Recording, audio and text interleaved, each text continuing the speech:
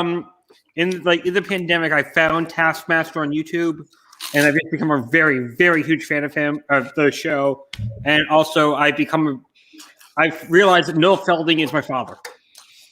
He's a great lad. Oh my god, his clothing is just to fucking die for. John, what's your opinion on it?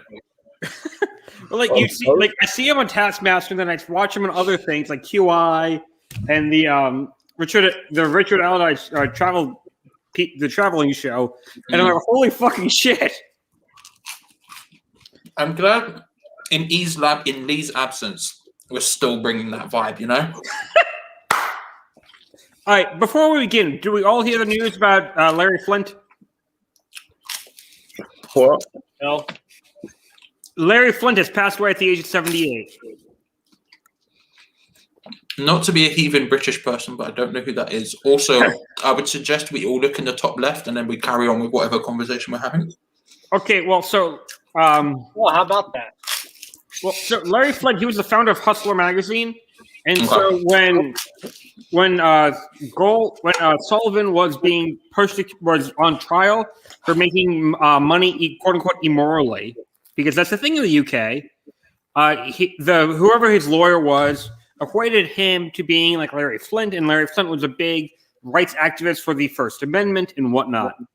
And he pretty much copied and pasted his argument and put it into hammered it into British law. And so that's how Sullivan got out of jail. Unlike Gold, who served 71 days in prison for that same crime. I did not know any of this. To be honest with you, I don't know much. I don't know much about like their back. I know they were in trouble for stuff, but I've never like taken the time to look into it, you know? So it's Gold. I hate the fact that they're both fucking named David. I mean, you know, I'm one of them called one of their sons David as well. Let's just add it all in. Let's get involved, you know? Well, so do you guys know George Foreman? He named all of his like 7 or 8 kids George. Wait, really? Yeah. I know, what's his name? Which was it? Jermaine Jackson, who's got like Jermajesty and Jermaine and a bunch of kids. Jermajesty. I think that was it. I'm not sure about that. I can't remember. I think it was him. He was on like an English TV show and they took the mick out of him for it. Foreman named all 10 of his kids some form of George. Love that. How many? So we have George Jr., George III, George IV, George V, George Ivy. On his website, he explains, I named all my sons George Edward Foreman so that they will always have something in common. I say to them, if one of us goes up, then we all go up together. If one of us goes down, we all go down together. So his father, George III, has pursued a career in boxing and in entrepreneurship. George IV has appeared on the 2nd season of American Grit, where he plays 7th. And one of his daughters, he has 7 daughters. One of his daughters is named Georgita. Did any of them play for West Ham? What? Did any of them play for West Ham? No, but you would think that you have as many kids as he did, that at least one of them would show up in an academy. Yeah. All right, so if we're ready to go live. I'm ready to go live. Things that I want to talk about, I want to talk about bring up Larry Flynt just more of as a passing topic. So I got to start. You are live. Oh, we are live. Oh, well, fuck me. So, hello, everybody, and welcome into Wednesday Night Shenanigans with your host, Zach. In case you're wondering where the hell is Lee?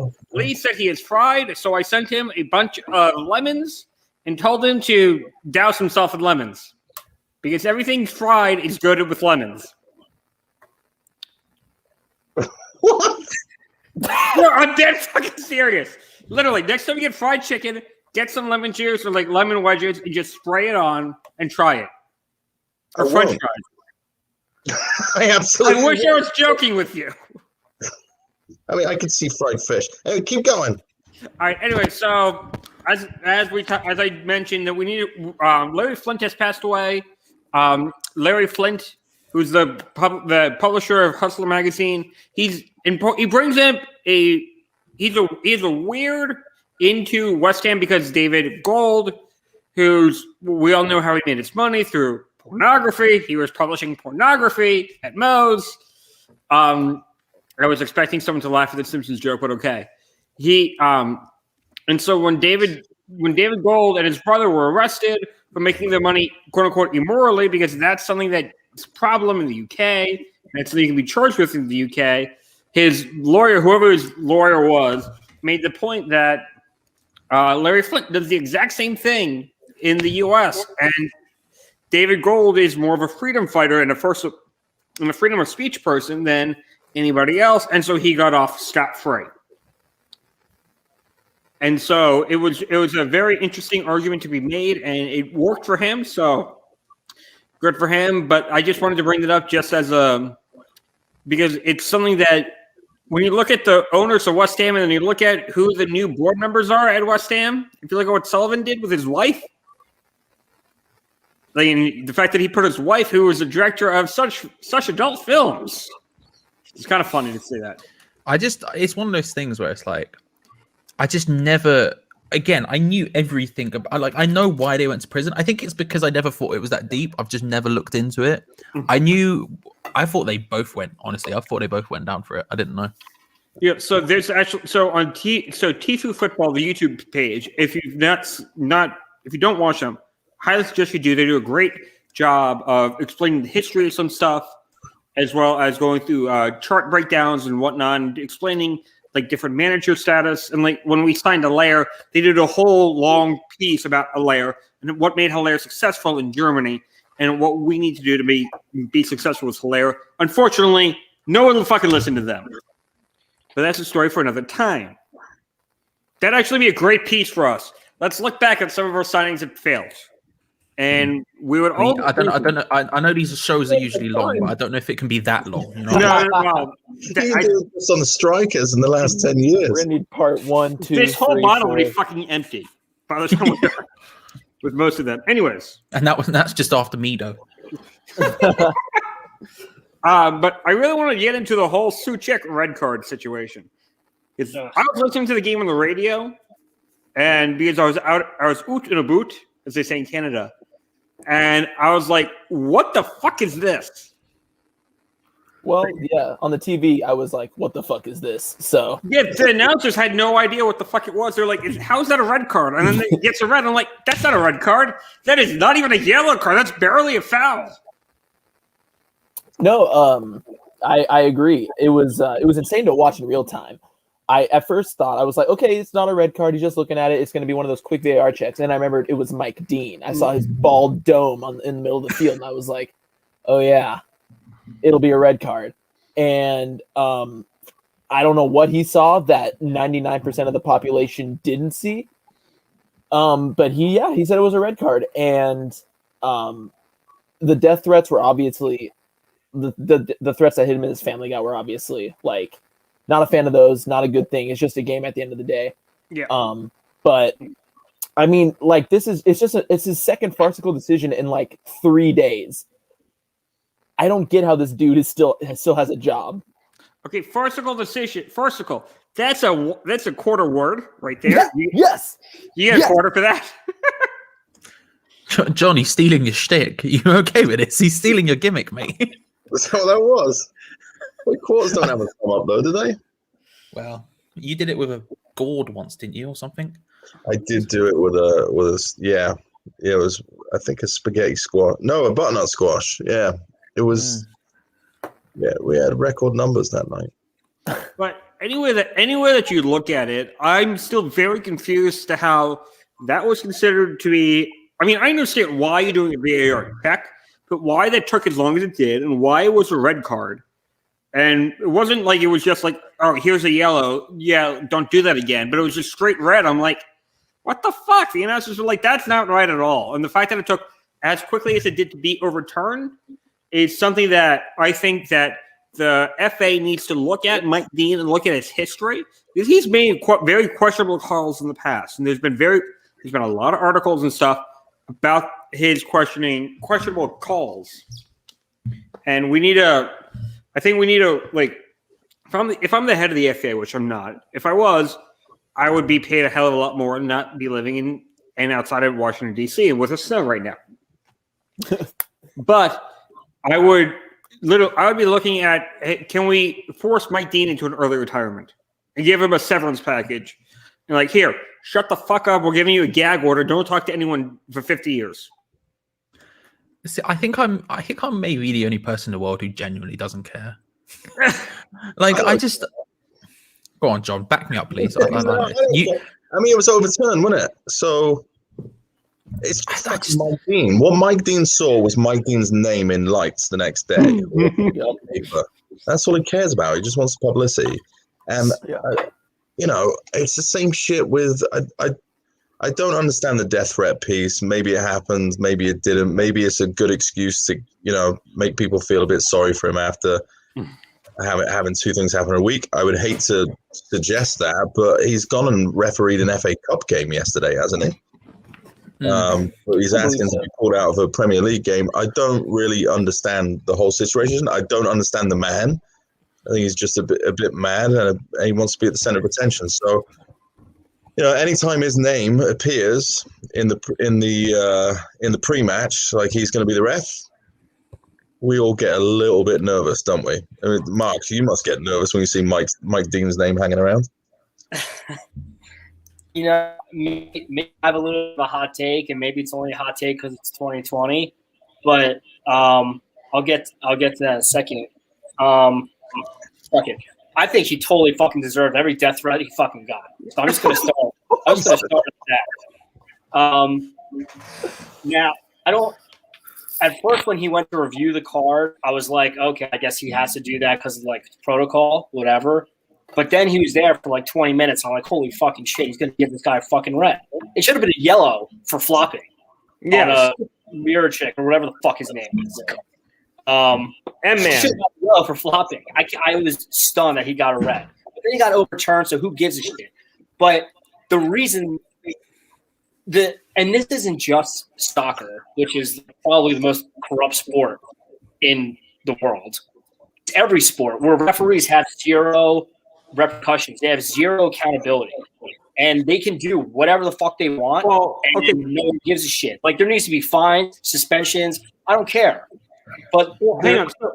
So I know there have been several NHL referees that have had very, very poor playoff series that have been pulled from rotation. And so when you're a ref in America, you go through the whole season, and then those who do the best jobs get to do the playoffs, and then those who do the best jobs in the playoffs get promoted to do the finals. And the same thing for the Super Bowl, same thing for the Stanley Cup Finals, NBA Finals, Major League Baseball.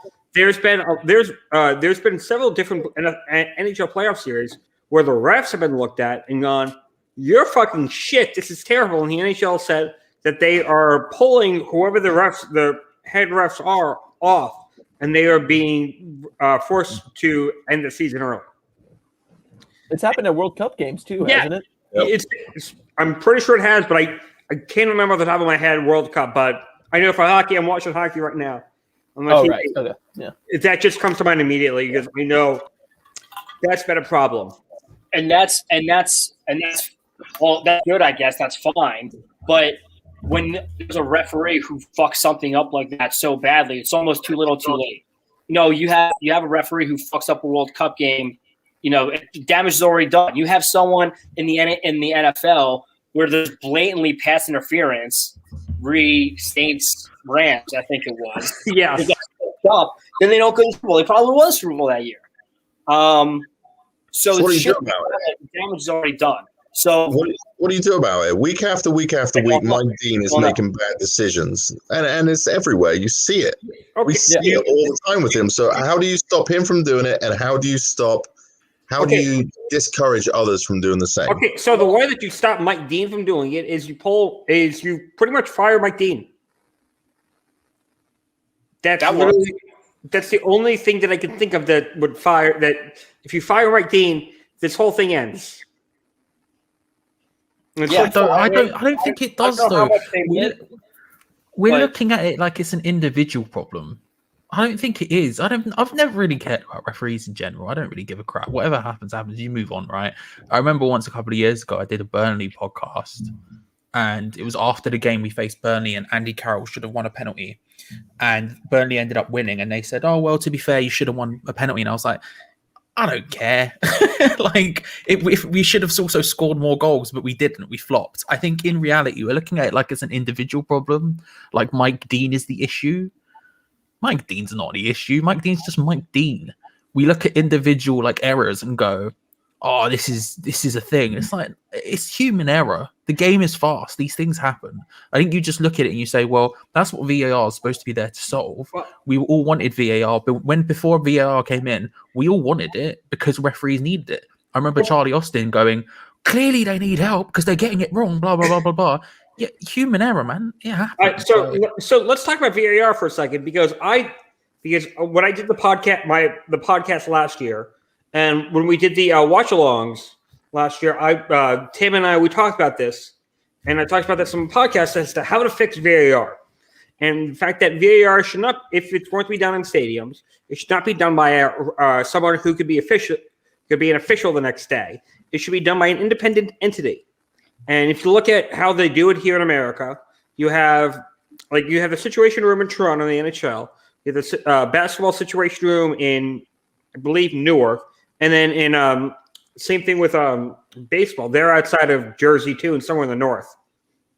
God forbid I don't know where it is. Somewhere with a path line. But someone, if in the comments you know where it is, tell me. But they're all independent entities. They are not officials, but they have gone through the officiating courses. And they are an independent third party that unbiasedly looks at things and goes, okay, this is what happened. Let's talk about this. Is this legal? Is this not legal? Does this break the rules? Is this a 2 or is it 3? Is this a goal? Not a goal? And they go from there. And I think that needs to be done for the Premier League. I think we need to put they need to build either find office space somewhere in like London or somewhere in the fucking Midlands where they can find people to watch games. And if there's a VAR question or a decision, they can just easily buzz in and be like, hey, VAR check, let's do this. That's what it was at the beginning. Well, and everyone that's not what it's it was become. taking too long. It's not what it's become. It's been a fucking shit show. And I think if you ask any British person and they're just kind of like, no, this is shit. But if you look at what cricket has, or look at rugby, if you're watching rugby and there's a VAR check, you can easily hear what's on the microphone. You can hear the communication between the referee and the guy in the box, and you can see on the screen exactly what the guy in the box sees. And then finally, there's a big ass decision and it shows up. I'm confused as to which one of the problems you. So it sounds like it's either a geography problem to you, or it's the people that are actually making the decision are either officials or they're not officials. It's a people problem. Good question. It's a people problem. The people involved are, because they are officials and they could be officiating literally the next day. They should not be in that case. They should not be the power brokers. The power brokers should be an independent third party. And if we remove the independent third party away from the stadiums and away from the decisions, because if you're at the London Stadium, you hear 66,000 fans yelling, "Oh, boo, boo, boo!" You're gonna buzz down. But if you're not there, you're not gonna care. I mean, but this is the thing: is like we had that, and everyone complained about it because they said it should be being made by the person who's on the pitch. The truth is that there's Sorry, go on. I see. This is the thing. Like, I don't necessarily disagree with it, but I'm just looking at it and I'm going like, well, what's the solution then? Because half the people say one thing, half the people say the other. Okay, when we didn't have VAR, everyone was like, we need VAR. Now we've got VAR. Everyone says we don't need VAR. I think the truth is that we just need to make our minds up.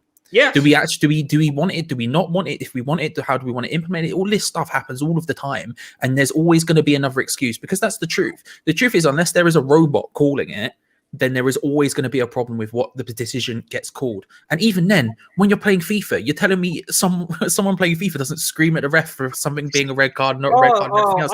It's just the way these things play out. We need to, at some point, I think we collectively need to just get over it a little bit.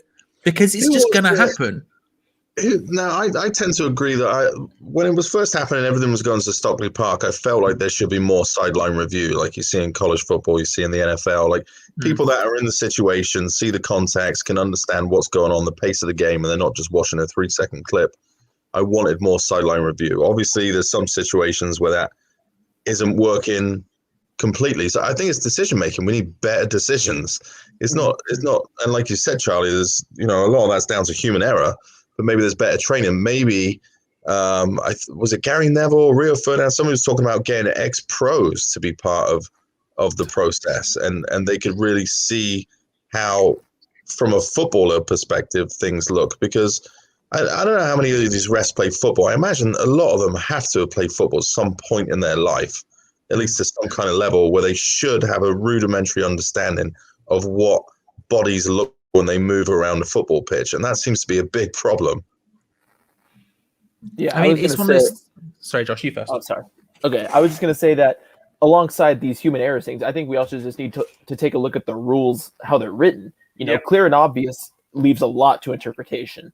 I know, at least here in MLS, when a VAR decision goes up, and everyone's kind of like wondering what's happening. A lot of the times it's like a quick snap decision, and we get on with the game usually. I haven't seen that happen in the Premier League. I've seen, like you see the lines drawn. And obviously, it's a meme now. They're going to draw the lines and they're going to get it. They're going to see how straight they can draw the lines to find the offsides. It happened with I think it was Matty Cash. His ass wasn't big enough to not have Danny Ings be offsides. So they need to be really specific about the rules. They need to be really specific, especially in offsides and especially with handballs. They need to be really specific with those two, because those two seem to be the ones that cause the most controversy. And then, like you guys said, bringing in the ex-pros or just bringing in, trying to keep the humanistic error side either in it or like out of it. Like it's part of the game. But at the end of the day, you don't want to be done by an unfair decision. So I think that's a little strange too. Yeah, I think you make a really good point about MLS, because MLS, as much as I fucking hate MLS, and that's a story for a whole nother time, but MLS has really gotten VAR down pat, and I think a lot of that has to do with the fact that every other major sport league here in the U.S. has video replay to some level of degree, and most of the time it's a much quicker process than what VAR has become in the Premier League. And you talk about the lines and who was the guy? Who did you say the guy that needed whose ass wasn't big enough? Matty Cash, I think it was. So he needs to go to the Kim Kardashian school of ass injections. No, because it saved Villa, because he kept Danny Ings offside because his ass was small enough. But still, it's a funny line. But I think it was the Dutch league that said that if the lines are touching and that's like within 10 centimeters, they're going just to waive it. Yeah, and you declare it onside. And you know what? I think that's the way to go, because I don't think we don't have the technology ready for us right now to do it. So I feel like, and this is maybe a bit harsh, but like I look at it and I just think we're constantly having this conversation. And I feel like it's only a conversation to fuel the freaking conversation. It's conversation for conversation's sake. We look at it and we think, why is it that in other... So, for example, I was doing this on the watch along the other day, and someone said, why is it that in other countries they have VAR works and it doesn't work here? And it's like, I don't know if the public in that country think it works there. They might be having the same dumbass conversations we have. It's just we're not sitting there watching all of these pundits and everyone else talk about, oh, the VAR's done this and it's done that and this is this and this is that. And it's just like, just whatever the decision is, it's such a circular conversation, and it will never stop, because realistically, there is no right answer. Mm-hmm. There literally isn't. We can say what we each prefer, but there's no actual solution. Well, okay, so hang on. So, show of hands, has anyone seen the Police Academy? No. There's a very logical thing. Show of hands, who's seen the Police Academy movies? At least Police Academy 1. Show of hands, who hasn't? Really? Fuck's sake, yeah. I've seen it. Okay, wow. I've seen it. Who hasn't seen that? Oh, you guys are young. Wow, come on, people. Watch fucking good movies, god damn it. How dare you? I watch very good films, sir. I've watched all of the Twilights for a start. Okay, in your how- face. Heard how of many Avengers Conspiracy Endgame? Taskmaster have you seen? Yeah, a lot of them, to be fair, but you know that makes up for it. That makes up for it. Okay, I've literally watched all that I can watch on YouTube just because I fucking love that show to death. It's a great show. It's a great show. I But sorry, would- we derailed your Police Academy. Okay, but anyway, so the actor who played the guy who played who was the big black guy in Police Academy 1, when the black woman was doing the driving course and ran over the kiss ass white guy in the academy, and he was yelling and saying very derogatory things, and he pretty much picked him up and pretty much killed him and got fired from Police Academy. He was a former NFL player. He played for the Baltimore Colts, and he was on the Super Bowl III Baltimore Colts, which lost, and then he won Super Bowl V with the Colts, and he refuses to wear the Super Bowl V ring because of the fact that he believes that the NFL screwed the Colts out of Super Bowl III because of pretty boy Joe Namath. But that's a whole nother story. But so when they brought in the first down markers in the NFL, they had there were two options. There was either the change, which is used today, or there was actually things that you put into the ground. And if you ran into them, they actually really hurt. And he ran into one of them, and it destroyed his leg, and it destroyed his football career. That's why he went into movies. And because of that, he became a very big advocate for video replay and for getting things accurate in a less painful sort of way. So that's the whole loot around. Yeah, I took a very long walk off of a short pier, and I realized that now. There were points made. I don't know if they were. You know a whole lot of shit about a whole lot of random shit. You should be on Jeopardy or something. Yeah. So hang on. So actually, yesterday on Jeopardy, the final clue was about Maryland, which is my home state, and the coastline of Maryland. Can you guess how long the coastline of Maryland is? I don't know, but I love the fact it's a question that's being asked. I'm gonna go with here we go, out of the gate, 200 miles, higher or lower, people, higher or lower. I'm saying 200 miles. I literally don't even know. I'm gonna say lower. Lower than 200. John, what are we saying, higher or lower? 200 miles. Oh, Maryland, right? I think it's bigger than that. I think it's like 500-600 miles. Bigger, Mark. What are you saying? Straight lines, is it? It's all like little crags and stuff. Yeah, but 200 miles is a lot. There's a lot of crannies involved. Lots of crannies. Well, there's Delaware's right there taking Mark, 200 miles. I refuse to recognize the state of Delaware. I haven't thought about it until just now. So Okay, so hang on, John. Delaware is a great state to incorporate a corporation in. All you need is a fucking P.O. box. I understand, but really, it's Baja, Pennsylvania. There is no such thing as Delaware. Both my grandparents my living grandparents live in Delaware. I'm going to disagree with you on that. But Maryland's coastline is only 31 miles on the Atlantic Ocean. Everything else is little estuaries, little crooks, nooks and crannies in the Chesapeake Bay. So I was right. Yeah, so you're right. Yes. And so literally, the question's asked, and I'm sitting on this couch, and I'm watching. I'm like, oh my god, that's fucking Maryland! And I start screaming, that's Maryland, it's Maryland, Maryland! And I start playing Maryland, my Maryland, and I'm like, there's nobody around me to hear me yell and scream. I'm like, fuck me. So wait, hang on, just quickly. Pardon? So in the end, you thought the VAR decision was wrong. Well, in the end, to get back to our original point, and I've literally took the London to whatchamajigger, to the London to Baltimore. Well, no. I literally took the Central line and somehow ended up in Berwick-upon-Tweed. Sure. It happens. It happens to the best of us. How the fuck you go from London to Berwick-upon-Tweed? I don't know. What I would say is, in conclusion, is that Meepo or Debecco shouldn't have been subbed back off. I'll just leave it there. We'll see where it goes. We'll see where it ends. I'll just leave it there. But in conclusion, VAR can still work. We just need to find a fucking solution. And I don't care if we need to put 200 people in a fucking room together and say, figure out how to make VAR work, and it's a battle for the death. Do we feed them? Yes. What No. what are we feeding them That's specifically? worse. Dude. Steroids. The toast you made, the pan Thank you. toast. No, you Panto, feed them yeah, fucking yeah. steroids and say, fight to the death. That, I mean, it seems excessive, but I'm here I'd for watch it. that. I'd watch Mike Dean and Jonathan Moss go at it on steroids. Are you kidding me? Just if anything, I'm intrigued.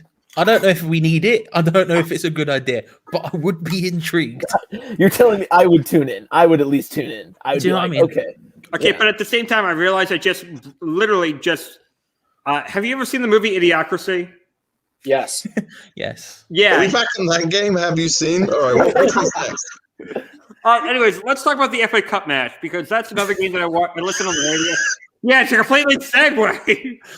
Let's And- talk about it. Hang on, and Wally's completely correct. There's a great total line just over the border.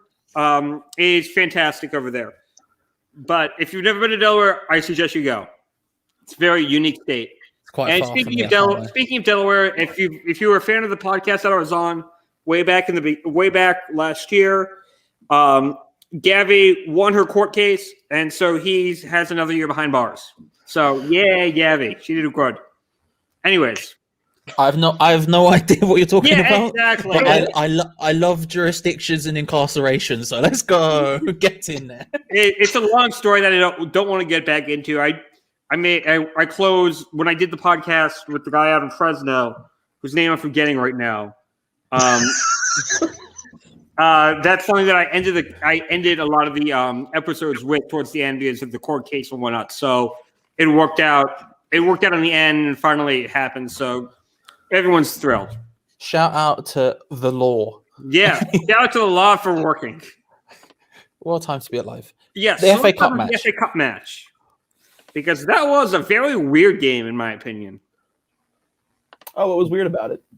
Well, let's see. We had Diop going down. Have you ever watched Lord of the Rings?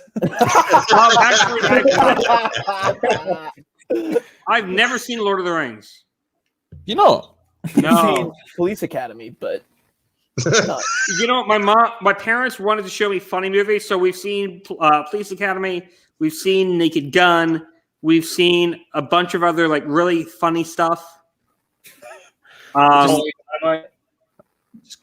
Comedies, as they're known to some Yeah. people. We've seen comedies. We like to laugh our ass off. We don't like to really watch. Oh, hey, let's watch people get murdered. Yeah, no, that's not fun to us. I I mean mean- dwarves. They're dwarves, dragons, ents. There's many different things in Lord of the Rings. I You know feel what I mean? like there's a lot of contradictory going on because you're not into people getting murdered, but you want people to get shoved into a room and fight to the death for VAR. Yeah, Where yeah. you come It's from. called Bloodsport, and you can bet on Bloodsport. You can't bet on movies. I mean, You can bet on anything on the black market. yeah, you try hard enough. You can bet on Well, wrestling. You can probably bet on films. What are we? Are we talking about the World Sauna Championships now? Jesus Christ! Which were a totally real thing, by the way, until someone died. Yeah. So Ogbonna goes down in the 12th minute. So this is what really pissed me off about the whole FA Cup match. You have Ogbonna going down, and you have Diop coming in, and then you have Fredericks coming in for Diop, literally about 30 minutes later. And then you have put in a Deepimo Meepo. Meepo. Just call him Meepo. Meepo's the easiest way to say it. Meepo, okay. We have Meepo coming in the 54th and then getting subbed out for Lanzini in the 112th. And I understand that Meepo is 18 years old. And by the way, how the hell is he Irish? He was born So there. what happens is when a man and a woman love each other very much, In Ireland. and they are both from Ireland, the but offspring but after the that hug mean- tends to be Irish. That's not like not a McShaughnessy or a McLaughlin or like a. The two nicknames and the two last names in Ireland, the only two. Well, I'm just thinking random Irish names, and those come to mind immediately. But it's just kind of like this is not a normal Irish name. So like, where are his parents from that he qualifies? I'm gonna shock you here. Probably Ireland. Probably. I'm going to look this Charles. up, but what were you guys' thoughts on the game? Mark? Yeah, so I couldn't watch the game, so I had to watch it via like ESPN bullshit and watching Twitter. But it seemed like that. I mean, everyone got fucking hurt, so I don't know what the fuck that was all about. Maybe everyone was tired. I mean, they've been playing a lot of soccer, so I get it. I mean, but to go down to lose 1-0 to Man U in overtime, it's not too bad. I mean, granted, there was a couple incredible saves from Fabianski. I don't think they got much forward, but again, I didn't get to actually watch the game. It was only from what I was following in the Twitter sphere. We are Jordan? so much better with wingbacks. I will say this: we are so much better in a 5-back system than we are our 4-2-3-1 that we like to play with. And that's why Moyes made the subbed off Diop for Fredericks. I liked Sofal as a center back. I thought he did a good job as a right center back, and obviously I'm a big fan of Cresswell as a left center back. I think that's his best position. But Ben Johnson comes in and he did a good job. I think Ben Johnson did a good job. I think Noble did a good job too, which was surprising. Like a good job based on the fact that he's 33 playing in Old Trafford, and he's 33. But I still thought he did a good job. It sucks because I really want to see him lift the FA Cup, and I don't know if we ever will. But I'm also disappointed because it's another game we lost against a top 6 club, and that's just something that it's just a hump we can't seem to get over this season. But I hope that we go back to the wingback system. I think we're a lot better. I hope Masuaku gets back early so we're able to go and play that wingback system. But disappointing. It was a bad game. We're having a good season, so. What was the Declan Rice play that everyone was freaking out about on Twitter? I couldn't see the actual play. Was he supposed to score, or did he just take a horrible touch? It was a really bad touch that got tackled away by I think Luke Shaw, and United countered and scored from it. Oh, that was the goal. That's what led to the goal. Yeah, I think that's the one everyone's talking about. Deck didn't have a great game by his lofty standards, but. Obviously, like, you're going to make mistakes as players, and Deck got punished for it this time. He's still, far and away one of our best midfielder. So, not like too many. I feel bad for him because it's like he doesn't make many mistakes, but he got punished for the one he did make. So Yeah. John, what did you think? I just nice shout out for Ben Johnson there. I think that was probably his best game in a West Ham shirt. I'd say he looked lively and seemed to be willing to do some stuff that he wasn't necessarily willing to do in other matches. Tough competition. Man United never going to be easy. The depth that they have is, far outweighs us. I think if Antonio doesn't pull up with his hamstring on the weekend, he's probably starting that match, and maybe we play it a little differently. But he did, and we didn't. I just came out disappointed, to be honest. Like, how shit is the FA Cup now? And I really wish it was so much more fun where, teams like us had a real shot at it. I was hoping this year would maybe stars would align, like Josh was saying about, maybe getting Noble the opportunity to lift the cup. It's just so difficult. It's so difficult going up. I mean, what do we got? Like, Wigan is the last team outside of the top 6 to win this. 7, 8, 9 years ago, whatever it was now. It's like it's impossible. It's almost impossible. So the game was boring, and coming away from it, I just felt so depressed about the state of the cup itself and how it looks and who's going to win it. It's just boring. It's a boring competition. I wish there's more to it. Well, I mean, not only is it boring, but the money's not there. If you look at what made the FA Cup great back in the 60s and 70s, there was more money to be made through the broadcasting rights of the FA Cup on the BBC than there was through the First Division. And there's another great Tifu football video about it, and how I think it was like £3 million was like the TV broadcasting rights money that was split amongst the teams, and that was major fucking money for all these teams. And the further you got, the more money you made. It's weird. Yeah, it's weird, but at the same time, it's sad. Yeah, I just it's frustrating because I think people talk about the magic of the FA Cup being lost, and they're like, well, you look at the big teams, they don't even put their first teams out, blah blah blah blah blah, and yet, like John just said, I mean, they always win it. Yet still, they always win it, and I think it's the money paradigm of how much money the Premier League's worth, Yeah. and how much money the bigger teams can get from that plus European football means that they can afford to not put out their first teams and still beat most teams in the country quite comfortably. Well, And it's quite depressing. Well, but also at the same time, if you look at the owners of all these, of most of the Premier League teams, you have Saudi, you have like Dubai and Saudi oil millionaires, you have Russian oligarchs, and then you have us who are owned by fucking people who built their fucking media empire on pornography. Yeah, us. There's only so much money to be made in pornography. There's a lot more to be made in oil. I mean, I don't really care how they make the money. I just care how they spend it. Really, Yeah. I think it's like they can do what they want. I think it was just depressing to watch. It was a game where what was frustrating about it, right? And this is going to set one person off in the chat, but I don't really care. I was really close to liking David Moyes. I was real freaking close. There was a point there, Villa, Doncaster, where I was like, oh, he's doing something different. My God, here we go. It's happening. And then he just went and did his usual thing. And that was the thing that frustrated me most. There were the two things that frustrated me most about the game, excluding just going out of the FA Cup, which is always disappointing because I still love the FA Cup and I still think, if we won the FA Cup, we wouldn't shut up about it for 50 years or whatever. No, we won. We should have. Exactly. The two things. Most of you guys would get tattoos for the FA Cup and then the year underneath it. Exactly. The two things, we could put another one up in the stadium, like another little number. It'd be great. A banner. Yeah, a fucking banner. Let's get it going. But the two things that annoyed me were that I think David Moyes bottled it. I think he was too scared. I think he just didn't want to go forward. There was an argument to be made that like he potentially was looking at a situation where he was trying to basically tire them out, and then we could sort of like just keep it tight, and then we can grab a 1-0 or anything. But in order to go for a 1-0, at some point you have to go for it. We had 3 shots in the game. One of them was in extra time, and then 2 of them were in the actual game, and one of them was a header by Dawson in the last second. Mm-hmm. Like that's insane. Like you can't. I posted it on Twitter, but do you remember the Michael Owen quote, the horrendous one?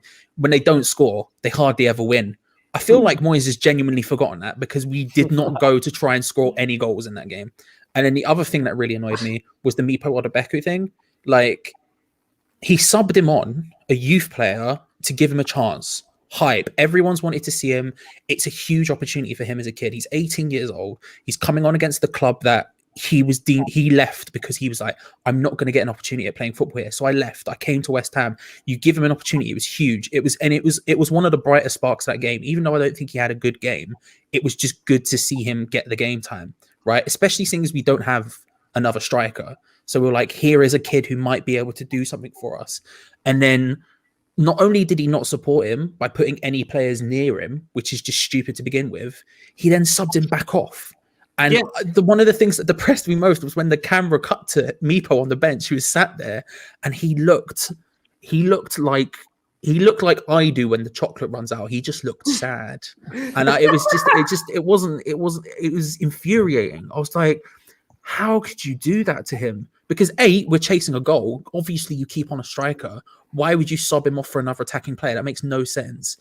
B, fam, you've just destroyed him. What are you doing? Yeah. I had visions of was it Duncan Ferguson who subbed on Moise Kean for Everton last year and then subbed him back off like 20 minutes later. It's not as bad as that, but that's a really low bar. So the only reason you should be subbing off a sub is for injury, and that's literally it. Any other time you sub off a sub, something's fucking wrong, and that should be how you lead the fucking press, the fucking headlines in the article the next day. What was Diop's an injury? Was his sub an injury related one? Concussion. Was it concussion? I didn't know if it was tactical or not. No, apparently, well, because when he had the clash of heads, they deemed him fine to carry on, but then when they got him in at half time, they just went, no, he can't, and subbed him back Yeah. off, which is a whole other problem entirely. But that's more a problem for just football in general. I feel like if someone goes down with potential concussion and then you let them carry on for 10 more minutes and then they get into the dressing room, you're like, oh no, you can't continue. You're like, yo, you left him out there when he shouldn't have been out there. But that's a football-wide issue as it is an issue for anything else. That's not really something to, you can't really criticize anyone for that apart from just the FA or whoever makes the concussion rules, because it's stupid as well. But yeah, he got subbed off for concussion. But at the same, I mean, you can't control a concussion protocol. I'm glad to see that the Premier League is actually stepping up to the fucking plate and saying, we admit that there's a concussion problem in this sport, and we're going to try and do something about this to prevent further head injuries. And if you look at some of the NFL players, because there's a huge concussion problem in the NFL, whether the NFL wants to openly admit to it or not. If you look at what they're doing, like look at some of the older players, a lot of them are killing themselves and they're shooting themselves in the heart, and they're like, please study my brain for science. And my brother met the head person who's doing the whole research case on the former NFL players and concussions and CTE and whatnot. And what my brother found was absolutely jaw-dropping. And my brother said, because he looked at some of the research, and he said, my kids will never play football. We'll be fans, but we'll never play football, ever. And Wally brings up a good point. Junior Seau, he was a fucking great player. Hell of a guy. I know people who have met him. Hell of a nice guy. And he just fucking went ballistic at the very end. And it's unfortunate, but we the Premier League has the ability to now, or at least now, to do something about it, and to say, we all know that this is a problem. We can attempt to try and fix it. So my hat is off to them. The reality is that football is just such a significantly more, differently physically taxing, but I mean, the head injuries that you get in football, in American football, is just, I mean, every single player on the field gets a concussion every game. In soccer, I don't even know what the protocol would be. Like anytime someone gets hit in the head, you have to take them off the sideline because people flop every fucking second. Half the team is going to be off at the same goddamn time. So I don't know what they can do. But I mean, that's the biggest difference between American football and soccer. It's if you get hit in the head in football, you're fucking out the next play and you're evaluated. The blue 10 or whatever it is.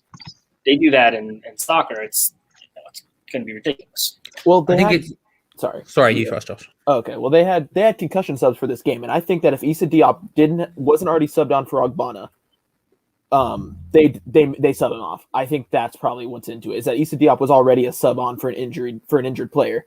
So I think that if like Ogbonna were in Diop's position, he got the head injury, or Diop starts the game and he gets the head injury. Basically, what I'm saying is if there was no sub, I think that they bring him off. But because he was a sub for an already injured player, they deemed tactically, I think they knew, like the medical staff knew, the coaches knew that Moyes was trying to go the full 120 minutes plus a penalty shootout.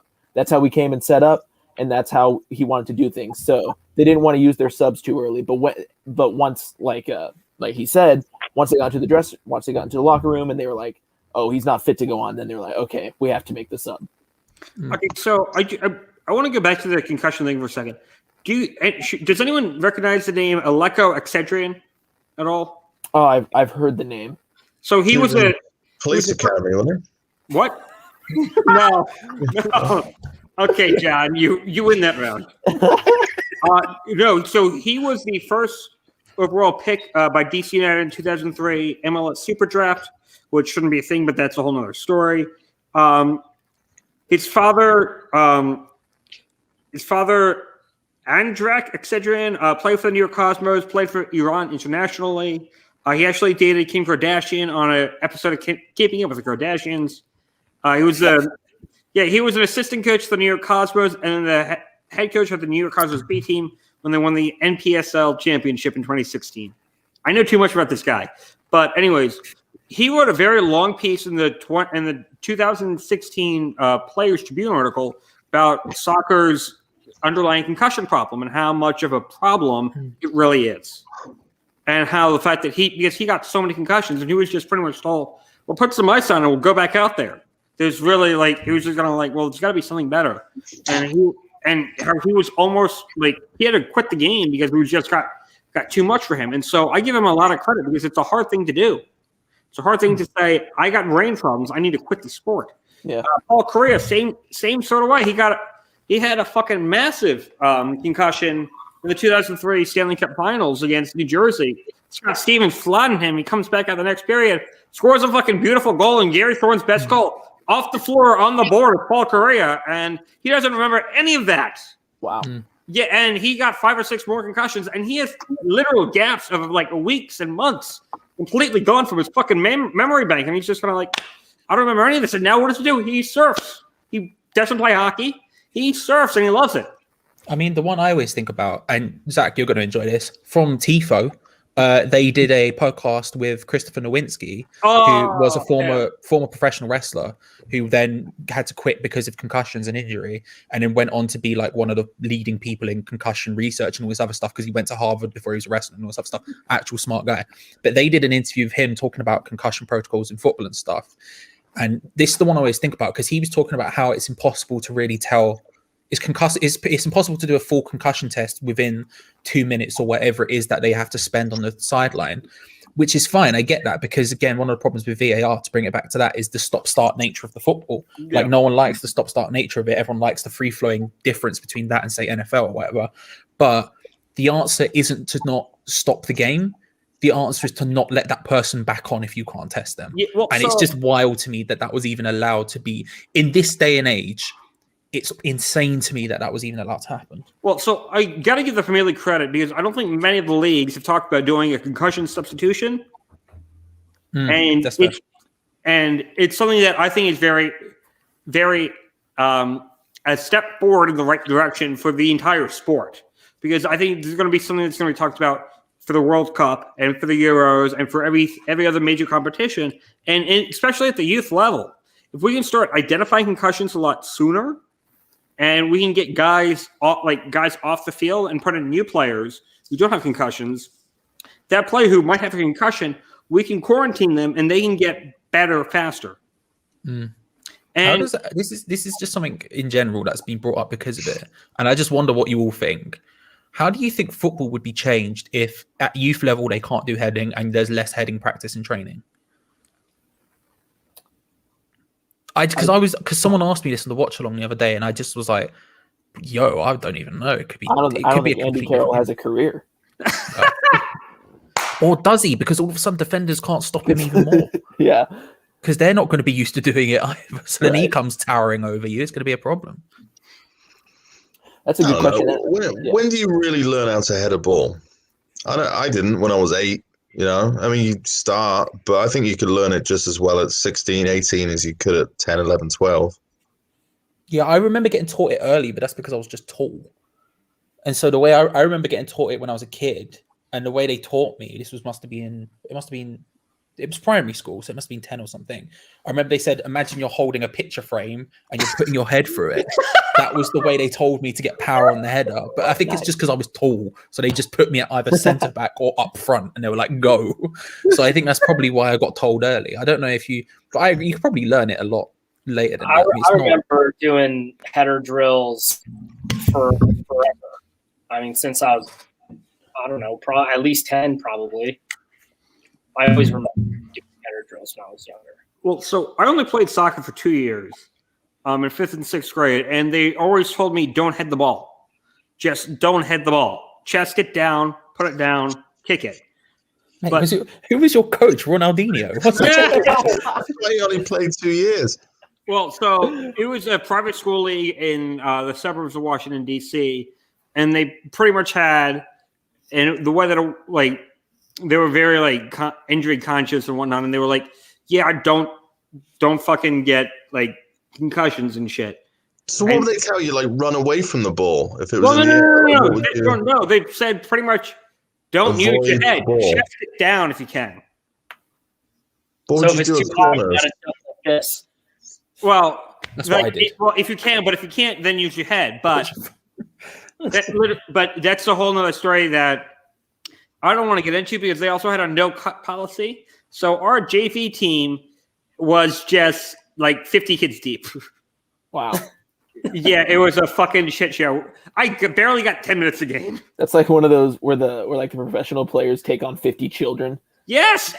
You guys were like the participation awards before participation awards was Actually, yeah, everyone got a fucking participation trophy. right. You guys were the first movers. Yeah, but literally, I know there've been some rec leagues who have said that especially for the younger kids, like under 10, don't head the ball, and that was a point of contention in the Facebook comments when people would be like, "Yeah, don't like."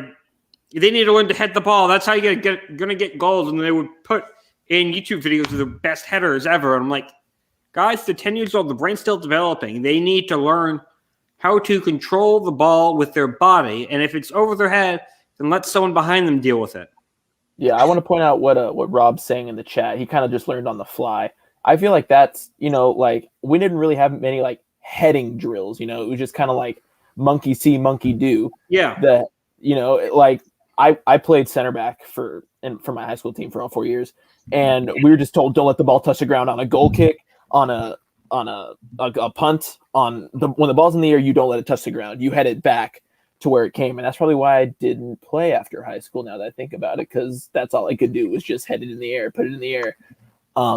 So yeah, like heading training doesn't really happen, or didn't really happen for me. That's not to say it doesn't happen though. I've heard like stories from defenders who said like, oh yeah, we would do heading training all the time. That's why I'm so good at corners and things like that. So didn't happen for me, but probably happened for actual professionals. Like one of the things that I remember from my 2 years of playing is on throw-ins, throw the ball down the field. Doesn't matter if there's anyone there, throw it down the field, you get the ball down the field. And which led me to ask the question on kickoffs, why don't we just taking a direct shot on goal? To which my coach said, he came over to me and he put up 2 fingers like this and he said, ignore this one. How old were you again? I was in 5th and 6th grade. Okay. So I was younger than 12. Point got across though. Like you remember to this day. Show us on the doll where he hurt you. Can I Pulls start out the pockets. using that? Can I start using that? Ignore this one. Yeah, I like that. ignore this one. Ignore This this was one. the same coach when we did baseball, and he said the hardest throw you're ever going to make is from right field to third base. And then one of the smartest 6th graders said, well, isn't it the same throw from left field to first base? And he did the exact same thing to him. This dude should not be coaching kids. I'm gonna be honest. I'm loving the aggression. If from you this. saw him, imagine a 400-pound 400-pound man with dreadlocks. That was him. My science teacher once threatened to headbutt me, so it's fine, I guess. Was it like English this? teacher with like the- that, He like Yeah, held he the went like, picture? well, this is what he was like. He said you need to stop doing it. He said he was like trying to shock me sort of out of doing it because I got into trouble in science every lesson. And it was the head of science. So it wasn't my actual science teacher, it was his boss. And he used to send me to the head every time of science. And he went, why are you always in trouble? Why you're always coming to my lessons? Why are you always in trouble? I went, I don't know. Stuff happens, I guess. And he went, well, you're going to have to stop doing it or I will headbutt you. But when he said headbutt, you went, or I will headbutt you. And he went like that. And I've never flinched in my life when a teacher did anything. And yet I was like, oh my God. It was terrifying. So hang on. Do you guys know who Patrick Ewing is? I know the name. Police Academy 3. No, former New York Knicks player. He's currently the head coach at Georgetown basketball. His son, Patrick Ewing Jr., also went to Georgetown. My friend's dad was a professor at Georgetown, and Patrick Ewing Jr. just happened to be in one of his classes. And Patrick would just keep talking and talking and talking, and he got really annoyed. And so he was like, Patrick, come to the front. And he was in the back of the class, so we walked to the front of the class. And so my friend's dad's about 5'5" on a good day. And here's Patrick Ewing Jr., who's about 6'10". And he's like looking down, and he's like, what? And so he looks up at him, and he says, you're very tall. Now go sit back down.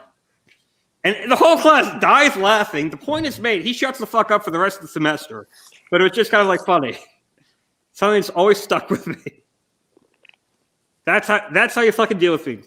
And hi, Jess. How you doing, man? Bloody hell, Zach, you're on form today, mate. You know what?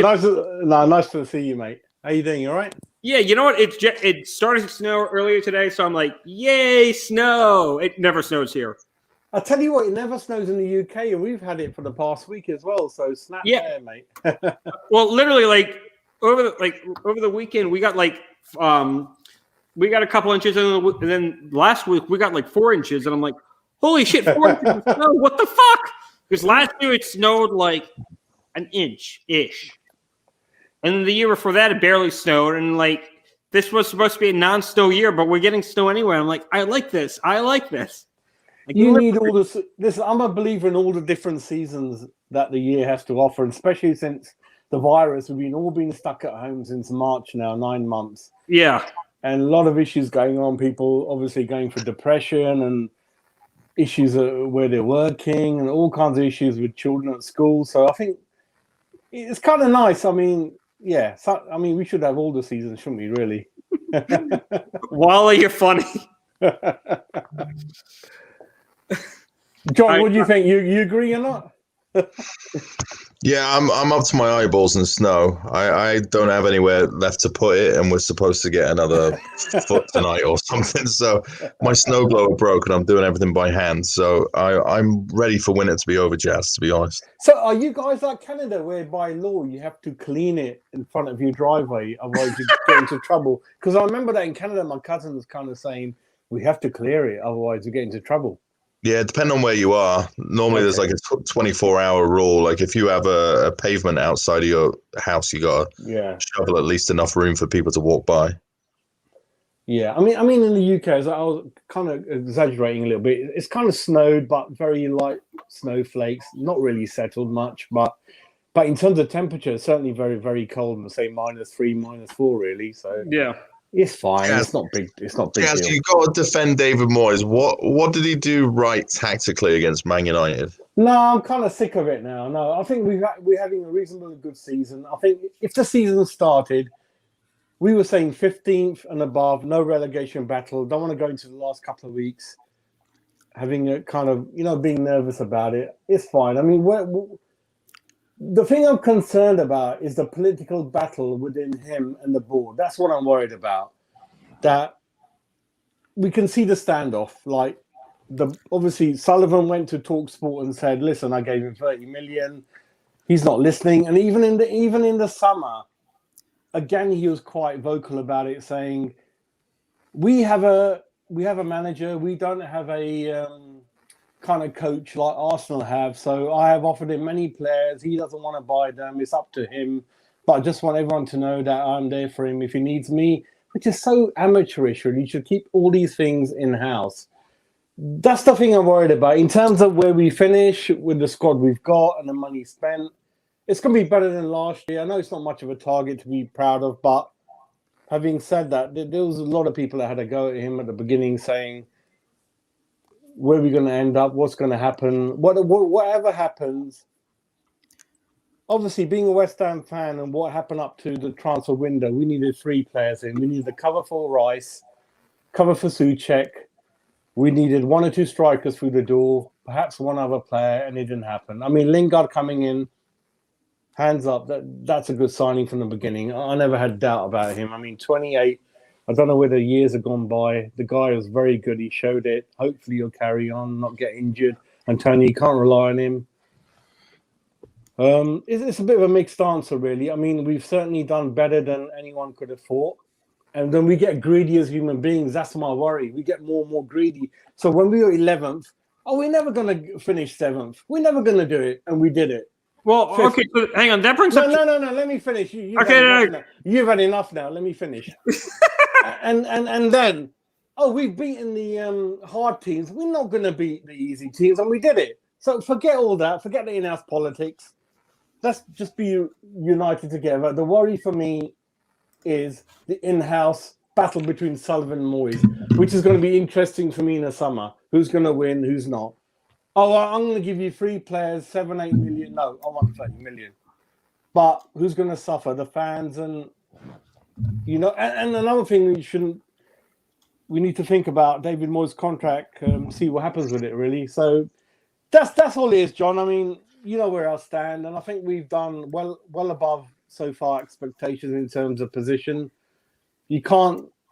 The other thing is, when he took over, we were crap. You can't go from crap to playing Brazilian 10-touch football, winning 4-0, which a lot of the fans were having a go at. It's a certain steps you need to take. You take over a crap team, you bring players in slowly on a limited budget, you stop the goals going in, and he's done that, and he's brought players in who can actually run. You remember Pellegrini? Charlie knows all my videos on the Hammers chat. We can't run. There's no stamina. We can't run. There's nothing going on. So it's in certain steps. So we're getting there, but I am so shocked that there's no. What can I say? The people want it so quickly these days. There's no kind of. What's the word? John?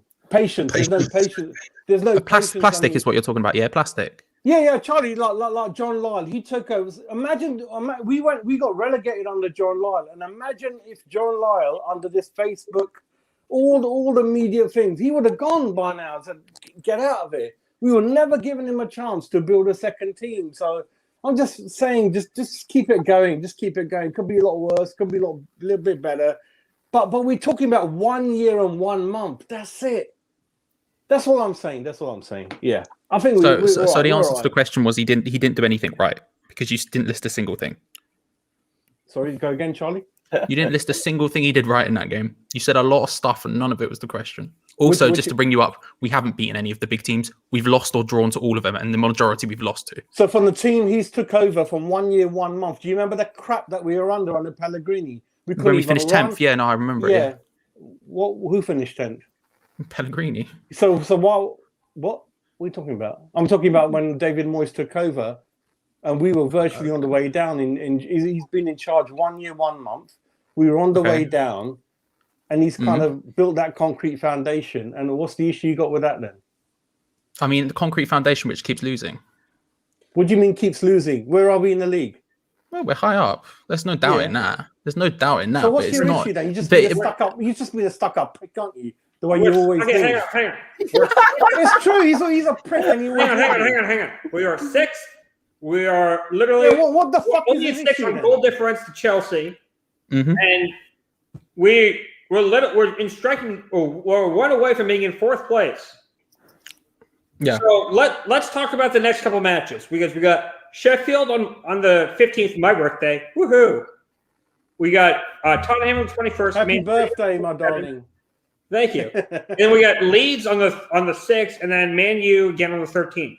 We have space. There are winnable games on this lineup. Sheffield's definitely a winnable game. Tottenham's always a crapshoot. Leeds is a winnable game, and then Arsenal. Those are winnable games. So the question is really Man City and Man U. Do you know what? That's to talk about David Moyes. That's the one I'm excited for. I'm excited for that period. Definitely, bring it on. Exactly. We have that period where we had the first time round, where we had all those hard games in a row, and that's where, although to be fair, we didn't win any of those games. We showed up in them. We played well. We defended relatively well, and in a couple of them, although we didn't win, we got a bit unlucky. I think like the Liverpool one, we lost last minute, for example. The Arsenal one, like. I was shocked we didn't win that. Let's be real about it. We should have. Like that's the period I'm excited for. I want to get back to that because I think we're in this weird stage now where we're facing a bunch of teams where we're in a. How do I word it? We're like. Let me word it for you. No. Let me word it for you. Go ahead, sir. I would just say this. Listen to my words for a second. Just for a second, Jazz. Trust me. For a second, bro. For a second, because I was praising David Moyes. So give me a second. No, do you remember need to listen for a sec, bro. Listen. I was praising David Moyes because he did really well in those games, and like. As much as I dislike the way he set up against Man United, if we got the win, it's a cup fixture. You get the win, you move on. That's the important thing. I think that period is going to be huge for us. we can talk about where we think we're going to finish. And this question comes up a lot. Where are we going to finish? I don't think we truly know until after that period, because that's when it's not make or break, because I think our season's already been made. We're not getting relegated. We're in a safe position. We'll probably finish top half, regardless. But if we do well in that period, which I think we will do, because I think that's when David Moyes shines, it's against those big teams. Even though I think he gets a little bit shook and could maybe go for it a bit more, you can't argue that the first time around it didn't work. Once we get to the end of that, that's what I'm really excited to see. And I can't remember when that period is, Zach. You just said it. I think it starts in like a month and then it ends about a month later. Right. What it is? It's going to be good. What it is, when you good. take over shit, it takes about a few stages to clean it. Is it? It takes 1 year, 1 month, and you want us to turn into Barcelona, mate? That's not what I said. Yes, it is. You got. Did you not just hear me praise him? Did you not just hear me praise him? Fucking piss, mate. Listen, mate. Did you not just hear me praise him? I just praised him. I just praised him, Charlie's Jazz. taking a fucking piss, mate. Simple as that. Jazz, I just I'm not praised stupid, him. Mate. I'm not I just stupid, praised him. yeah. I'm not. I just praised him. I just praised him. I'm throwing the flag on this. Bollocks, man. Oh, Zach's in. I'm throwing the Go, fucking Zach. flag on this. If you guys want to hash it out, I'll each give you a spear and a shield and tell you to go at No, it. it's and not throw that. it Listen, to we all love Coliseum. West Ham, but Violent. don't take the piss out of someone who's coming with a fucking. What was it? I couldn't believe it. He became a manager in 1998. And I don't know what Charlie was doing by then, a fun fair, sucking a lolly or something. I was the guy's 5. got long experience, respect That the was guy. 5. He's come in, was he's 5. done a good job, but just give him time. We haven't got the best board to work under. I agree, yeah. But I do admit when I'm wrong. So in this transfer You don't. window, You said I you were admit- right all the time in the messages to me, but no, we'll I move on. admit when I'm wrong, I admit which you don't. You do. literally So don't. this but we'll move on. window, they're You both don't, stubborn. but David Sullivan and Moyes are both stubborn, and I fucking would admit that. So Moyes should have sorted. We're going to find out in the summer what the hell's going on here. We should have brought a striker in. I So agree. David Moyes being stubborn, we're going to suffer now because of that. And I agree. And I say that hands up. But if we finish 10th, all right, it's good. But this was a chance to get into Europa, Charlie. I agree. What's No, and I said, what's an acceptable amount of time before people can criticize Moyes? No, one thing. I want to say one thing. I just want to pause out Charlie for my fucking stupid language, and I'll say, I'm sorry, I just get so heated up. Anyway, carry on. Sorry, John. Yeah. No, I'm asking, what's an acceptable amount of time before people can criticize Moyes for, when is it his team? When can people look at it and go, this is David Moyes' his hand has been on this, and now he takes all responsibility. Go around, and I'll come at the end because I've been interrupting too much. Josh, you haven't spoken in a while. Okay. First off, I just want to say I'm sad. I'm mad that we didn't get a striker in the winter window. I get why David Moyes did it. If he thinks that the options that we were given were overpriced, I don't like how we panic buy. And teams knew that we needed to get a striker in because we sold Haller. So they were obviously going to boost the price up because we'd be more willing to pay it. So I think Moyes, although it sucks, I think he did kind of the sensible thing there in that he didn't panic buy. Now, it's really stuck between a rock and a hard place, but I think he made the right decision. And as much as like people can criticize Moyes, I think he's done a great job. I'm just gonna say that. I don't want to get cussed at. I think he's done a great job. And I like what he's done. He's surpassed my expectations and everything like that. And as I'm sure he's surpassed all of your expectations for this season. I will say this. I think that he does make good signings. Your Bowens, your Součeks, your Sofals, your Craig Dawsons. Could you have told me, if you had told me that Craig Dawson would be our second best center back at the club in February, I wouldn't have believed you. I would have laughed at you. Exactly. I would have done that. So I think that his signings are usually very sensible. So I trust him with the transfer dealings. Now, to John's question, which was, when is this his team? It's starting to form. It's starting to become his team. We're seeing Moyes tactics. We have more than one system now. We have a 4-back. We have a 5-back. He's put players in the positions that he thinks is great.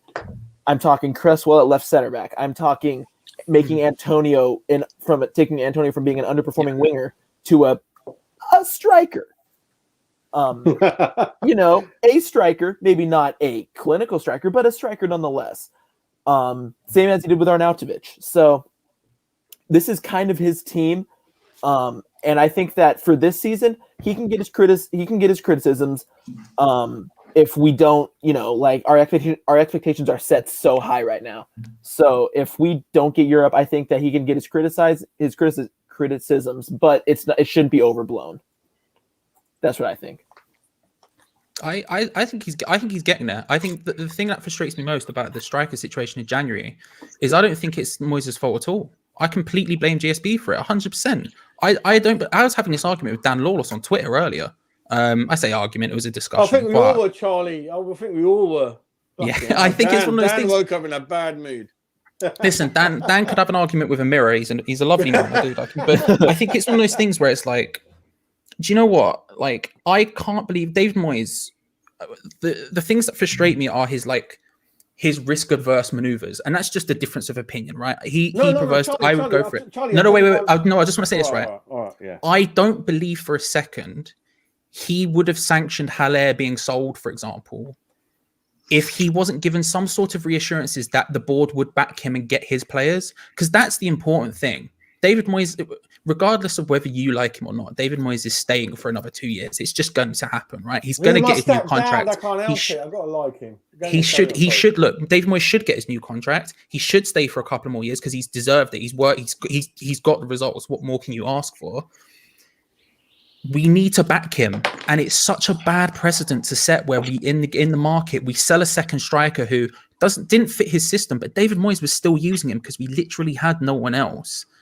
For us to then go, do you know what? Actually, for not to happen, I can't believe he would have done that. I can't believe he would have done that. It's so frustrating. Like it's like, how can we leave him with just the whole system is set up to suit Antonio? How can we leave him with someone? How can we leave him in a situation where he doesn't have a backup for that player, especially since that player's mad injury prone? It's insane. When can you criticize him? I think it's fine to criticize him whenever, but in terms of that specifically, I don't even think, like Jazz, you said you're frustrated with Moyes being stubborn and stuff, and I'm frustrated with him being stubborn in that case as well. But I don't blame him for it. I think that it comes entirely, in my opinion at least, down to the people on top. Because I can't believe someone who's as risk adverse as David Moyes would go, "That's fine, sell Haller, and then we'll just see what happens for the rest of the window." I can't see that in a million years. That seems wild to me. I think what it is, what's really good about. I suck up enough, but let me just finish this one off. I think he wants to keep the dirty linen inside, so he knows there's an issue. So in an interview, he'll say things like, "Oh, I don't think I need anything. Oh, I love working with a small squad." I think that's a load of bollocks. I think he just wants to keep the in-house crap inside. And for me, I love that because this is what it used to be like. I'm obviously a little bit older than all you guys on here. I remember John Lyle very well. And this is what we used to do as a club back in the year. We used to keep all the bad news inside, not anyone. And that's what I like about him. And even and some of the fans take it the wrong way, saying, "Why are you saying that?" But I say it as a positive, like, if he's not getting on with David Sullivan, he keeps it inside and he'll make an excuse and it comes really stupid. The other thing is David Moyes is stubborn, but it's the only way to attack Sullivan. So if somehow, which doesn't look likely to me, we get over the window with half a striker, when it gets to the summer, Sullivan definitely knows who's got the grip of the window then and who's not back down. And I used to get upset about he's a yes man. I don't think David is a yes man. I think he definitely wanted a certain criteria player in, and the list was given in hopefully late November. It didn't happen. Maybe you're offering not enough money. I think he wanted Eze in the summer, 16 million. The reason he didn't get him, Crystal Palace wanted a lot more payments up front rather than £2 a week over 15 years. We lost him. He looks a great player. And then fortunately, very luckily, we got Benrahma because he was one of the only ones available by the time Anderson was released. So we were so lucky that we had one or two people left. And then Sullivan's like, "Yeah, I had a chat with him. I kind of convinced him that he was good for us."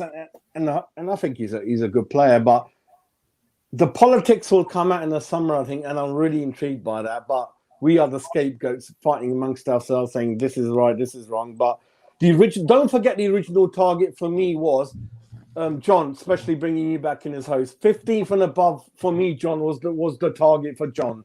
In terms of we're not going into the last 3-4 weeks not knowing our position in terms of relegation. So we are well above that, but at the same time, I understand we got really excited. We're fifth, but with teams above us like Chelsea, Tottenham, Everton, and we have not brought in the 3 people that could have got us over the lot.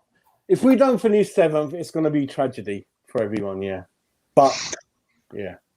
And So- well, hang on. That brings up an interesting question because there's the new European competition coming in next season, and it's the 3rd-tier European competition. It can't come that quick, can it? I thought it was going to be a little bit waiting time, isn't it? No, I thought it was due to start next season. Can't be that quick if you've not heard about it. No? Well, no, I watched a thing on YouTube. It's supposed to start next season.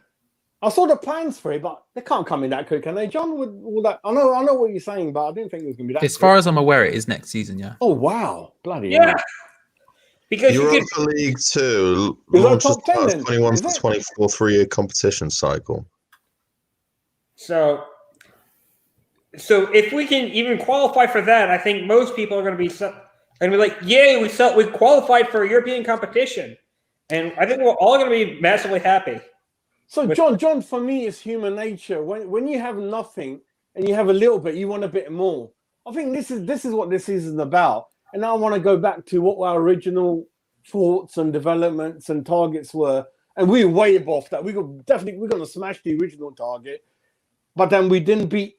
But then we get greedy, but there's rightful reasons for that. It's a really odd season, and we could have, you know what I mean? If the board had. And I said that in all my interviews and all the channels that David has done his deal, his side of the deal. He's done it. The fans should not be saying anything against him. And then I said the board has to do their side. And for me, they failed.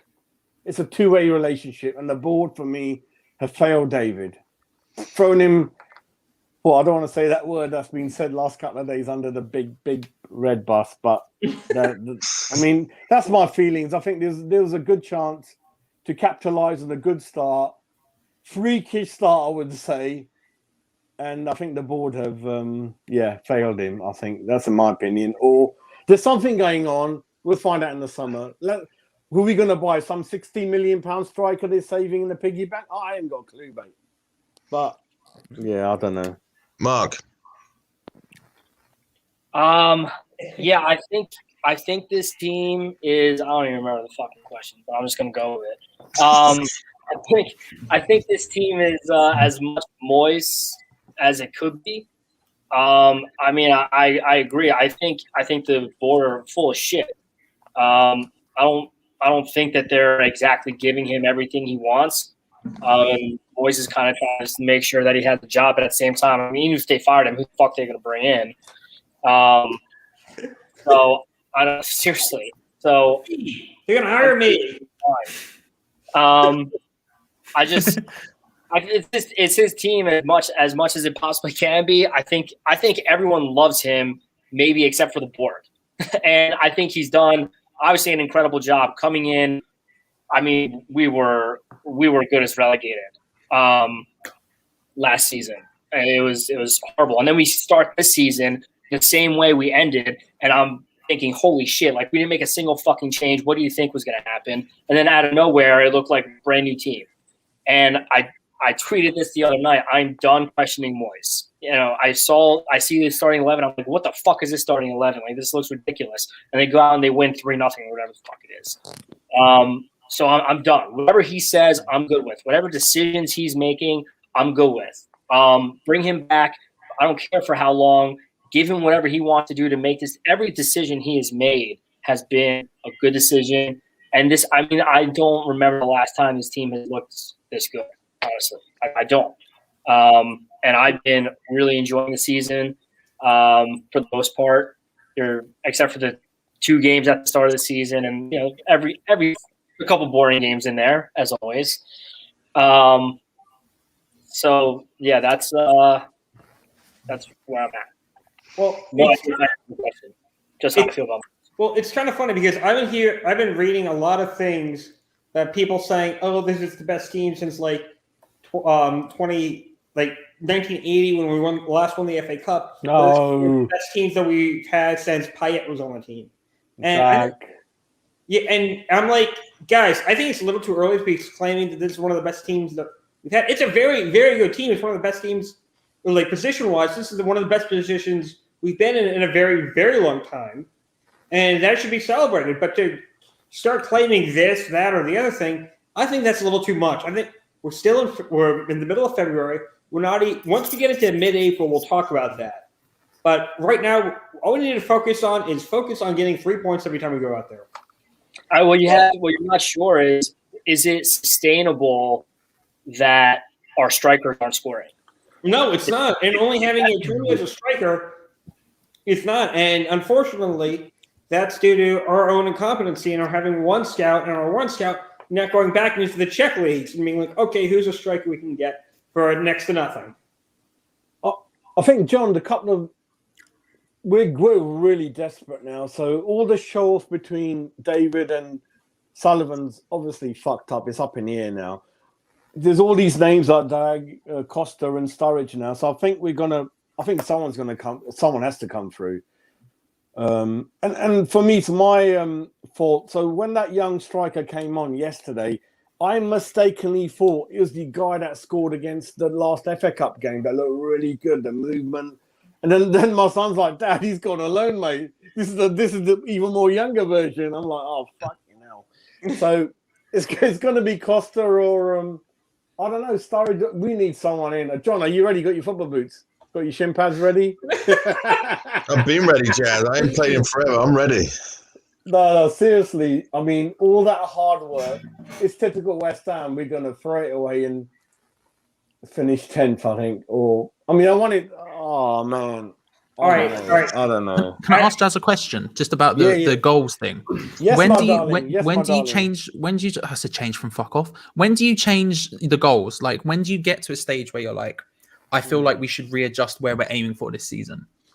Because that's something I've been thinking about a lot. Because I've had conversations on the House Chat Discord and stuff with Tom Ball a lot. Tom Ball, he's a big noise person as well, and we have this conversation. And me and Tom actually agree. I look at it, not young Tom Ball is a different one. We're like, we both talk about it. We're like, actually, do you know what? If we finish 9th, I would be happy with that. I would be like, cool, that's a good season for us. I think we've done well. I like. Everyone else is like looking towards those European positions, and I realistically don't think we're going to make it. But I wouldn't be discontent with that. Like some people use the word bottle and all this other stuff. I wouldn't do that. But I wonder from your position, like when do you think? Because you mentioned it there. When do you adjust those goals? Because obviously you're right. Beginning of season, it would have been we need to survive and not have a relegation season. Yeah, 15th and above. Charlie at the beginning was like, and it's on record. Nicky asked me that. He asked me, he goes, Jazz, what do you think? And I said, listen. I don't want to be in a relegation battle coming to the few weeks. So 15 and above. And then we got a little bit spoiled.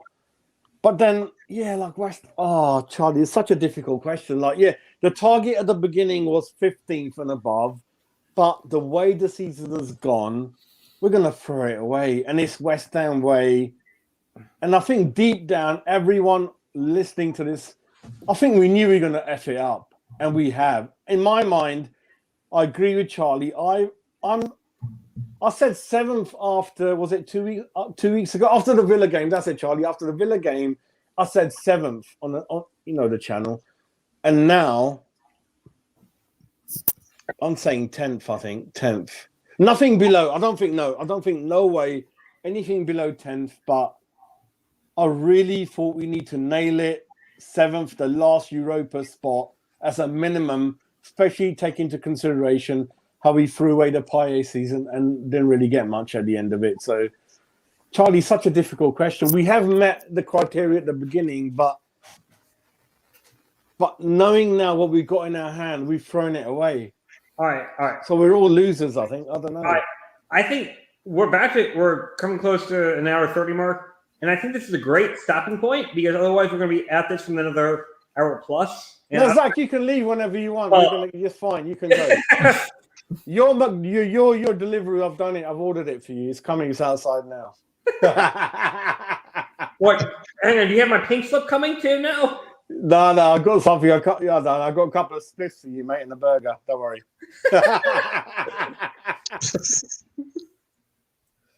No, but like seriously, like I mean, did we? I mean, I think we need to like readjust ourselves after every game because there are games that we win, there are games that we lose, and it's just frustrating because we want to do so much better. Sometimes when you overachieve, it's a punishment. It's very difficult, John. I mean, I love to hear your views. You're full of knowledge. Come on, my man. Well, I don't know about that. I'm full of shit.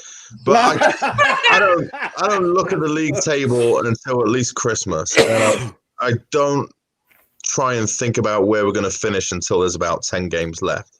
Because everything in between, we just do this, right? We just go back and forth, and that's half the fun of it. That's part of the drama of watching a football club.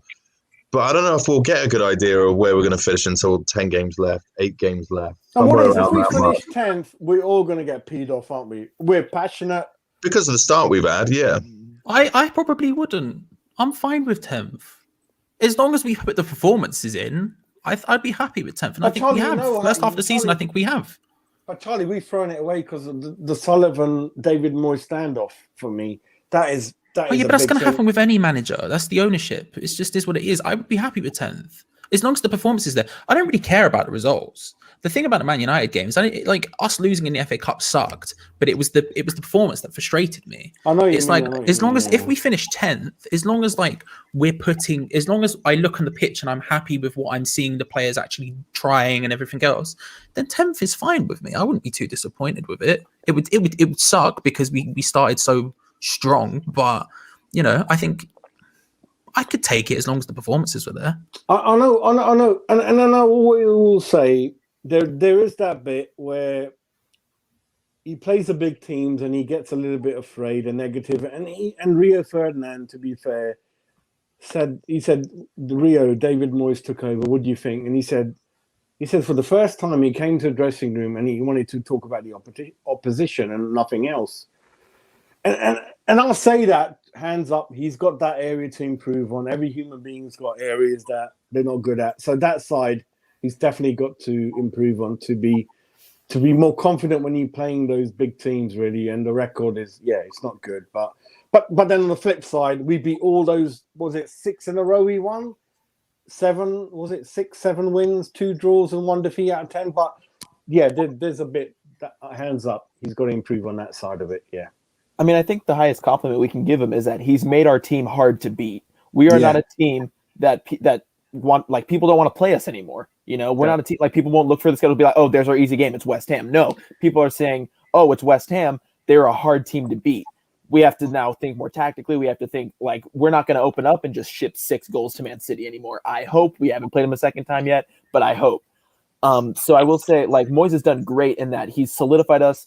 That was his job, was to make us a team that was solid and hard to beat.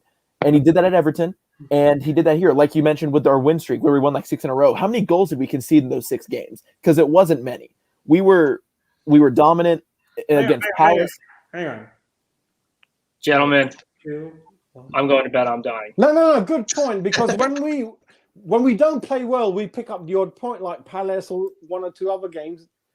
And teams we don't normally get anything against, Palace we kind of get over the line. So we only gave up 3 goals. We gave up 1 to West Brom and then 2 to Palace. See, like we're a solid team. We go to Goodison and we beat Everton 1-0. We smashed Doncaster in the cup, which is Southampton. We should have lost maybe 0. Yeah. We smashed Doncaster, which Doncaster League 1. You're expected to win, but we're West Ham in the FA Cup. Yeah, we're West Ham in the FA Cup. That doesn't, we don't usually win games against lower league opposition because we don't take it seriously. So, I mean, I'm happy with what Moyes has done. He set our expectations high. I liked the beginning of the season going in against Wolves and just being like, okay, if we can nick a goal here, because we haven't even scored against them as long as they've been in the league for like the last 3 seasons. We haven't even scored against them. John, I don't want to interrupt you as a host, but everyone involved. Oh, Zach's the host. Yeah, I want to know what the hell has happened in the transfer window from everyone in the chat, because I am really confused. I want to know everyone's views. Like, what the hell's happened? In my view, David probably gave him a list in November. What is happening? I want to know from everyone. All right, hang on. Jess, that's going to require a whole nother episode, and that's going to require at least 3 handles of alcohol. to fucking get through at least 2 hours of that. But literally, if you want to host your own episode, go for it. I've got a show coming up soon. I'll let you know the details. I think it's starting Saturday morning. I'll let you know, John, on another channel. But seriously, it's gonna be me, a couple of lap dancers. It's gonna be brilliant. what is? Wait a minute now. On Saturday morning? One of them's John. No. I thought you weren't going to tell everybody. No, John, come on. I love listening to you, John. You What let do the think about the spoiler out. window? Give me your views on the window, John. What's gone on with all the names that were linked and we ended up with nothing? It's disappointing. It's disappointing. I think we needed the cover, especially a striker. I think we've now kind of hamstrung ourselves to play in a certain way with Antonio out and trying to force Yarmolenko to be a striker. Yeah. Odebeku's up there. He's not going to get as many minutes as I think we all want him to, because it's just a big step up from where he is. Yeah. What I'm most disappointed in, and I hope it doesn't happen, is if we do start to slide down the table, it'll be because we completely have to change everything and the way that we've been playing the last 20 matches because we're missing a striker that can run. You can't put a ball in front of any other player that we've got. You can't put a ball in front of Yarmolenko. He's not going to run onto it. You can maybe try that with Bowen, but he doesn't have that pace either. I mean, What's your feelings about the Costa and Sturridge on the market? Costa, I heard, wants 100 grand a week for 2 years minimum. Sturridge, I'm not sure what kind of state he's in. Neither of them would work. No, they're washed up. The truth is, you can't put a ball in front of either of them either. There's two options you have. You either have to change the system or you have to find a player who suits it, and we've done neither. And so we just it's Jesse Lingard false 9. It's time. Why not? Let's do it, bro. I'm with it. Actually, and to be fair to Moyes, he did change his system because he changed his system against Villa and he changed his system against Doncaster. So he can do it. The problem is he clearly wants to play that system because he prefers it, and we've not supported him. And that's wild. That's completely. You hired him, back him. To implement a new system. So you're testing it out live. And that's not ideal either. Yeah. But I mean, ultimately, they hired him. They should back him. What was the system at Everton? Anyone remembers? What was the 4-4-1. Same. Okay. Yeah. Essentially, say, And then you had, if you think about Souček, that's just Fellaini's replacement. He's just playing slightly deeper because when Fellaini first turned up, he was playing that deeper role and then sort of morphed into a more attacking midfielder. And you can see the same thing happening with Souček. He starts deeper, but he gets in the box, doesn't he? It's the same thing, but his striker up front was very much it was like Antonio-esque if you look at a lot of them. The only one out of the blue was Duncan Ferguson, and I think Duncan Ferguson's just always Duncan Ferguson. You don't tell him what to do; he tells you what he's going to do, and you accept it or you don't. That's how Duncan Ferguson plays. I bet he learned how to head a ball when he was 6. I came out of the womb doing it. I reckon it was straight in there at the hospital, no stop, just batting him down. Duncan was the one that chased the burglar out of the house. Do you remember? The burglar just legged it.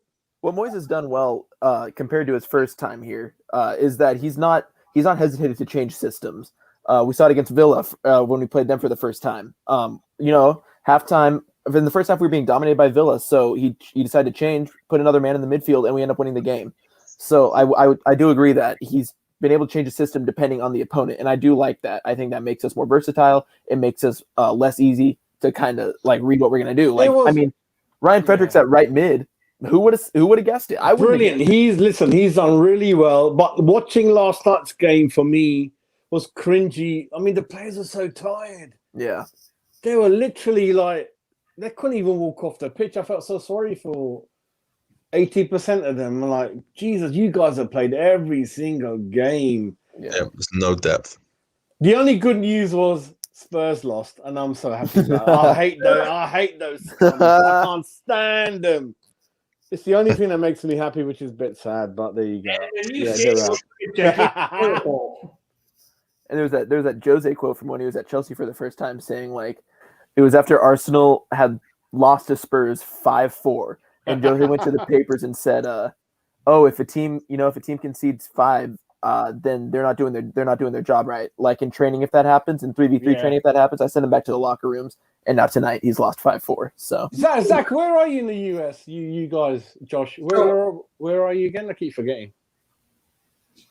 Zach, where are you? I'm north of DC. Is that East Coast or West Coast? Where is that? Yes. So, like, when the whole Capitol insurrection shit was going on, that I work for Discovery Channel. yeah, what the headquarters is Maryland. Well, actually, they used to be around, but they're Knoxville now. Knoxville, middle of bloody nowhere, and half the office in New York now. Really? They moved out of Silver Spring? There's a great building in Silver Spring. No, Silver Spring is sold. Oh, good knowledge, Zach. Spot on. I've been there a couple of years ago. Yeah. Yeah, so I'm about 30 minutes drive from there. Wow. Only if I knew you back then when I came. Yeah, Million Flush, like, how many years ago? No, they're doing well now. I think their stock price has doubled the last 2 months. What about you, Josh? Where are you from? I'm from Kansas, so that's not East Coast or West Coast. That's right in the middle. We just had our Chiefs were in the Super Bowl. Oh, okay, interesting. Hang on. There's no place like home. There's no place like home. Yeah. Wizard of Where are Oz. your ruby red slippers? Any of you guys been to the UK ever? Yes, I went in the summer of 2018. Too bad it was the summer, so I didn't get to watch a game. I just had to. I was in high school, so I had to finish my finals, and my school didn't get out in time for the season. But I did get to tour the London Stadium. I've been to the shopping center and all that. So if you ever come, just let me know. I'll look after you guys anyway. This pandemic needs to fucking end before I Give travel. me a call. I'm not going to pick up the phone anyway. Just anyways, I want to show you guys. So I went thrifting just south of Baltimore, and I found this. Wow. That shirt reminds me of Scott Parker and Lucas Neal. Hang on, look how much I paid for it. that's it, really. $3. Wow. $3. That's a pickup. Did you give him a $5 bill and say keep the change? No, I bought other things with you took it. but I was just kind of like, holy shit! I own one of these, and I paid more. I paid $25 for mine. That's a lovely shirt. Yeah, and then I found this. I'm like, holy shit! It just needs to go to the wash once. Have you ever worn it? It's really good condition. No, it's literally it just has a couple like sweat stains on the bottom, but other than that, Whiskey marks. Yeah. Yeah, that's gonna come right out of the wash. And so I'm like, holy shit, this is mine. And what was funny is I had my West Ham mask on when I found this. And so it was a great photo. I had like, this is my fucking team. Why the fuck? John, that's one of those sponsors that went bust. You remember all of them? Yeah. Holidays.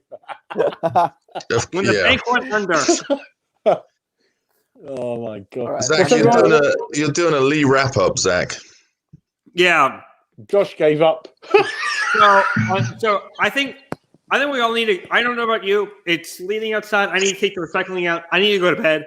I've been going to bed at like 3 a.m, and I'm No, you told me you're gonna roll up a spliff for me. You're not going anywhere now. All right. Anyway, look at it. I'm fucking leaving. If someone wants to take the reins, be my guest. But until next time, I've been Zach. If you like this, don't forget to like and subscribe to our channel. And if you didn't like it, my name's been Lee. That's My father did trade shows and conventions for years. Like, for those of you who don't know me, I'm Stuart Walpoff, and for those of you who do know me, I'm Bill Smith. It got loud wherever the fuck you want. It would always be a fake name. it's a good line. It is. Oh, So, Bye, everyone. and for Shizi, just FYI, people have looked at me and said that I'm Howard Stern for a while, like back when my hair was short and before I had the beard. So it's happened before, and it's really fucking funny. Anyways, good night, everybody.